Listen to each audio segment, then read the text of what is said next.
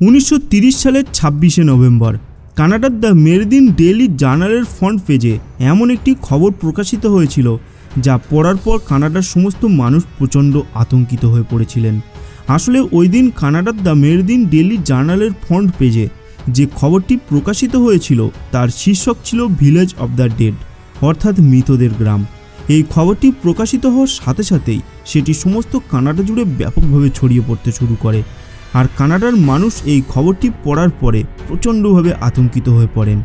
কিন্তু বন্ধুরা, এখন প্রশ্ন হলো যে ওই প্রতিবেদনে কোন গ্রামকে মৃতদের গ্রাম হিসেবে ব্যাখ্যা করা হয়েছিল? ওই গ্রামটি কি সত্যিই মৃতদের গ্রাম ছিল, নাকি এই নামকরণের পেছনেও কিছু রহস্য লুকিয়েছিল? আমাদের আজকের এই ভিডিওর মাধ্যমে আমরা এই সমস্ত প্রশ্নের উত্তরগুলি খুঁজে নেওয়ার চেষ্টা করব। তো চলুন শুরু করা যাক। বন্ধুরা, নর্থ কানাডার একটি প্রত্যন্ত অঞ্চলে আঞ্জিকুনি লেক নামের একটি বড় মাপের হ্রদ অবস্থান করছে। এই লেকটি যে জায়গায় অবস্থিত সেই জায়গাটির পরিবেশ অত্যন্ত চরম প্রকৃতির। এই অঞ্চলে দূর দূরান্ত পর্যন্ত কোনো জনমানব বসবাস করে না। এই জায়গাটিতে বছরের প্রায় বেশিরভাগ সময় তুষারপাত ঘটতে থাকে, আর বিশেষ করে নভেম্বর ডিসেম্বরের মাসগুলিতে এই সম্পূর্ণ অঞ্চলটি বরফের ঘন চাদরে ঢেকে থাকে। কিন্তু মজার ব্যাপার হলো এই যে এই আঞ্জিকুনি লেকের পার্শ্ববর্তী এলাকাতেই এমিস্কোদের একটি গ্রাম অবস্থান করত। সেখানে প্রায় 100 থেকে 150 জন এমিস্কো নিজেদের একটি ছোটোখাটো গ্রাম বানিয়ে নিজেদের মতো বসবাস করতে থাকেন। কিন্তু বন্ধুরা, এখানে আপনাদের এটা জানিয়ে রাখা ভালো যে এই এমিস্কোরা কিন্তু খুব কঠিন জীবনযাত্রা সম্পন্ন করে থাকে। যেহেতু এই এমিস্কোরা যে জায়গাটি বসবাস করে থাকেন সেখানে আধুনিক সমাজের সুখ সুবিধার কিছুই উপস্থিত নেই, তাই এই এমিস্কোরা আশেপাশে যা পাওয়া যায় তার উপরে সম্বল করে নিজেদের জীবনযাত্রা সম্পন্ন করে থাকেন। এই এমিস্কোরা মূলত আঞ্জিকুনি লেকের মাছ ধরে নিজেদের মূল খাদ্যের যোগান করে থাকেন। এছাড়াও এই এমিস্কোরা নিজেদের সমসাময়িক বিনোদনের জন্য একরকম বিশেষ সুরা বানাতেও বেশ পারদর্শী ছিলেন, এবং এদের এই সুরার পরিচিতি দূর দূরান্ত পর্যন্ত ছড়িয়ে পড়েছিল। এই অঞ্চলে মাছ ছাড়াও বেশ কিছু বন্য প্রাণীও পাওয়া যায়, তাই এই বন্য প্রাণীদের শিকার করার জন্য আশেপাশের অঞ্চল থেকে বেশ কিছু মানুষ এই আঞ্জিকুনি লেকের কাছে এসে উপস্থিত হতে থাকেন।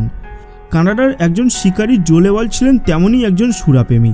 মূলত কাঠচোলাইয়ের মাধ্যমে তৈরি এই সুরার লোভেই 1930 সালের নভেম্বরের প্রচণ্ড শীতের এক জ্যোৎস্না ঝলমলে রাতে পা বাড়ান চিরচেনার জনকোলাহলপূর্ণ আঞ্জিকুনি গ্রামের পথে। অনেকদিন পর নির্ভেজাল গ্রামের মানুষগুলোর সাথে বসে নির্ভেজাল চোলায় আর নির্ভেজাল আড্ডার লোভে প্রফুল্ল মনে বেশ জোরে জোরেই পা চালাচ্ছিলেন জো লেভাল। কিন্তু আঞ্জিকুনি গ্রামে পা ফেলতেই যেন এক অদ্ভুত অপার্থিব নীরবতা ঘিরে ফেলে জো লেভালকে। প্রথমে তিনি ভাবেন হয়তো তার মনের ভুল, এই তো সেই পরিচিত পথঘাট, ঘর বাড়ি সবই ঠিক আছে। যদিও তাদের একদল লোক প্রায় সারা রাতেই জেগে থাকে, তবুও বেশ রাত হয়েছে, এজন্যই বোধহয় এমন নীরবতা।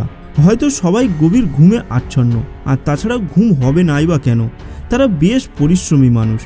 এই সব সাত পাঁচ ভাবতে ভাবতে লেভাল এক ঘর দু ঘর করে এগোতে এগোতে গ্রামের আরও ভেতরে যেতে থাকেন। গ্রামের প্রায় মাঝখানে এসেও যেন নীরবতা পিছু ছাড়ছে না জোয়ের। কোথাও কোনো টু শব্দ নেই, শব্দ যা তা শুধু তার বুটের আর কানের পাশে শো শো করে ঠান্ডা বাতাসের এক শব্দ অপার্থিব ভাষায় যেন কিছু সংকেত দিয়ে যাচ্ছে। এত মানুষের বাসস্থান এই গ্রামে, এতদিন ধরে তো যাওয়া আসা, কই কখনো তো এমন ঘটেনি। তাছাড়া আতিথেয়তার জন্য এই গ্রামের মানুষজনের যথেষ্ট সুনামও রয়েছে। তারা অপরিচিত অতিথিদের এবং রাতে ওই গ্রামের পাশ দিয়ে যাওয়া দূরের পথিকদেরকে রাতে থাকবার খাবার ব্যবস্থাও করে থাকেন। এই সব কারণে লেভালের কয়েকজন বেশ ভালো পরিচিত লোকও রয়েছে এখানে। যাই হোক, অনেকক্ষণ কারো কোনো দেখা না পেয়ে লেভাল তার পরিচিতদের ঘরের উদ্দেশ্যে রওনা দিলেন, এবং সেখানে পৌঁছে তাদের নাম ধরে ডাকতে থাকলেন জোর গলায়। কিন্তু কোথায় কে, তার আওয়াজেই যেন বরফে প্রতিধ্বনিত হয়ে ফিরে আসছে নিজের কানে। এবার গ্রামের মানুষদের এমন মশকরায় বিরক্ত হয়ে লেভাল একটি ঘরের দরজার কড়া নাড়বে বলেন সিদ্ধান্ত করলেন। দরজার পাশে দাঁড়াতেই খেয়াল করে দেখলেন দরজা একেবারে খোলা। সাহস করে ভিতরে ঢুকে দেখতে পেলেন একটি পরিবারের সঞ্চিত খাবার, জামা কাপড়, বাচ্চাদের খেলনা, দৈনন্দিন জিনিসপত্র, লেপকাতা সবই রয়েছে সে ঘরে, শুধুমাত্র মানুষ নেই। কি আশ্চর্য! আচ্ছা, এ ঘরের সবাই বোধহয় অন্য কোথাও গিয়েছে। এভাবে তিনি অন্য আর এক ঘরে ঢুকলেন। সেখানেও তিনি দেখতে পেলেন পাতিল ভর্তি কিছু অর্ধসিদ্ধ চাল চুলার উনানের উপরে পড়ে আছে। পরের ঘরেও দেখলেন প্রায় একই অবস্থা। এভাবে প্রতিটি ঘরেই তিনি দেখলেন এই গ্রামের মানুষের ব্যবহার্য সব কিছুই পড়ে রয়েছে, শুধুমাত্র মানুষগুলো উধাও। এবার তিনি বুঝলেন নিশ্চয়ই কিছু একটা গণ্ডগোল হয়েছে, নইলে কোথাও সবাই মিলে যদি বেড়াতেও যায় তবে ঘরবাড়ির জিনিসপত্র এইভাবে অগোছালোভাবে ফেলে যাওয়ার কোনো মানেই হয় না। আর যদি তারা কোথাও যায় তবে তো অন্তত পায়ের ছাপ রেখে যাবে, কিন্তু আশ্চর্যের বিষয় হলো নিজের বুটের ছাড়া আর একটিও পায়ের ছাপ পর্যন্ত তিনি কোথাও দেখতে পেলেন না। তৎক্ষণাৎ তিনি পার্শ্ববর্তী টেলিগ্রাম অফিসে গিয়ে পার্বত্য পুলিশ বাহিনীকে ফোন দিয়ে বিষয়টি অবহিত করেন।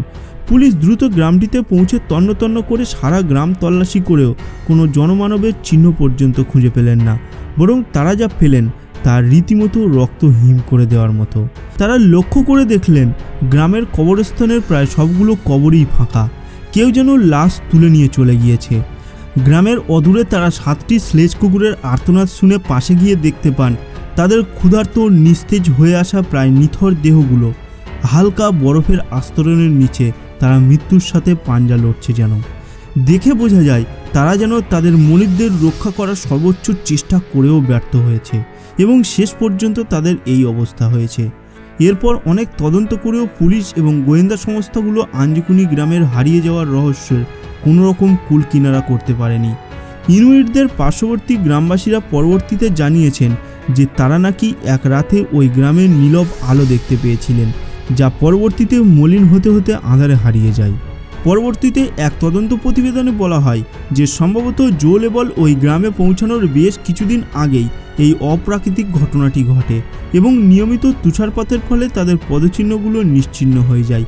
কিন্তু এই কয়েকদিনের মধ্যে বাইরে থেকে কেউ সেখানে পৌঁছায়নি বা সেখান থেকে কেউ বাইরে আসেনি বলে খবরটা জানাজানি হতে দেরি হয়। এরপর আলাদা একটি তদন্ত প্রতিবেদনে বলা হয় যে জো লেবল অসত্য বলছে। তিনি হয়তো আগে কখনোই ওই এলাকাতে যায়নি এবং ওখানে কখনোই কোনো মানুষের বাস ছিল না, কারণ এমনিতেই ওই এলাকায় মানব বসতি একেবারেই কম।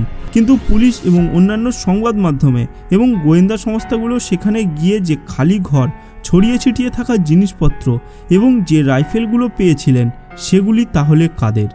কেই বা ওই ফাঁকা এলাকায় কষ্ট করে ঘরবাড়ি তৈরি করে জিনিসপত্রগুলো রেখে হুট করে অপ্রস্তুত অবস্থায় সব ফেলে রেখে চলে গেল? আজ পর্যন্ত আঞ্জিকুনি গ্রামের মানুষদের হারিয়ে যাওয়ার রহস্যের কোনো সমাধান পাওয়া সম্ভব হয়নি। নানান রকম তদন্ত করেও কোনো কুল কিনারা না পেয়ে তদন্ত প্রক্রিয়া একসময় মন্তর হয়ে আসে আর ফাইলগুলো চাপা পড়তে থাকে সভ্যতার দৈনন্দিন ফাইলগুলোর নিচে থেকে আরও নিচে। তো বন্ধুরা, আজকের ভিডিওটি এই পর্যন্ত। আর আজকের যে ঘটনাটি শুনলেন সেই ঘটনাটি সম্পর্কে আপনার কি মতামত? আঞ্জিকুনি গ্রামের মানুষদের সাথে ঠিক কী ঘটেছিল? আপনার মতামত কমেন্ট বক্সে কমেন্ট করে জানাতে ভুলবেন না। আর যদি ভিডিওটি ভালো লাগে ভিডিওটিকে লাইক করার সাথে সাথে নিজের বন্ধুদের সাথেও শেয়ার করে দেবেন। দেখা হবে পরের ভিডিওতে।